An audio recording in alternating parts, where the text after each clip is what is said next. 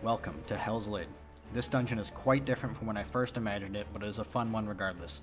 Each step takes you deeper into the volcano to reach what eventually becomes a spoiler alert. I will try my best to avoid said spoilers in this video, but just know that this dungeon is linked with the new trial, and if you are interested in the lore for that, there is something in the end for you. Regardless, let's jump right into Hell's Lid.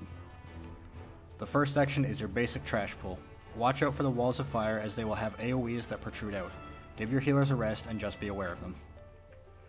The first boss is Otake Maru, and he should remind you of our favorite boss, the coin counter from Marum Vale. Yay. Not too painful, just be aware of the 100-ton swing. It will not kill you this time, but it is large and can be avoided. Eventually he will target a player and follow them, spewing out lava. The targeted player should run to the edge and follow the edge to avoid taking the fire to the group. After this phase, a shield and spear-like object will fall from the ground. Otake Maru will jump on both of these and perform the 100-ton swing, so they should be avoided as necessary. Other than that, there are a few circular and conal AoEs, but nothing too big. Just dodge everything and guide him to the proper zones and he will be very easy to break.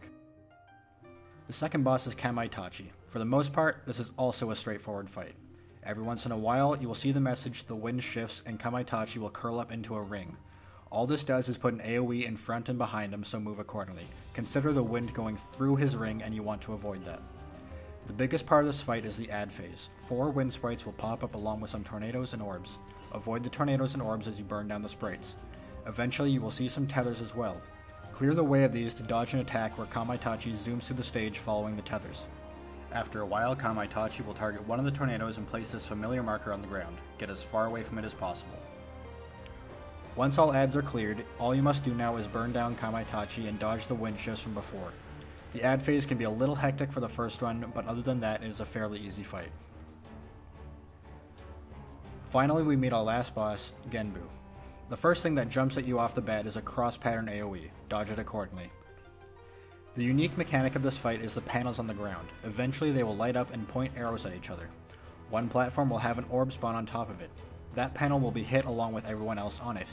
The damage will follow the platform along the arrows until it exits the arena. Dodge it by getting to a platform off of its path. You should have enough time to find a safe zone. In the latter half of the fight, he will do the same mechanic again, but drop circles on 1 or 2 players, so make sure that when you are looking for a safe spot, you do not stack with another player, as it will surely lead to your death. Eventually, Genbu will retreat into his Shalonian Gate, where you have to break down before his focus reaches 100.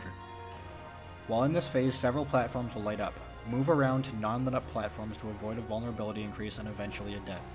After the gate is down, simply rinse and repeat until Genbu is down for good. And that's all that Hell's Lid has to offer. It's an interesting dungeon that certainly leads you into something bigger and better. So if you're looking for how to do that, then here you go. Until next time, I'm Reki, you're not, and thanks for watching.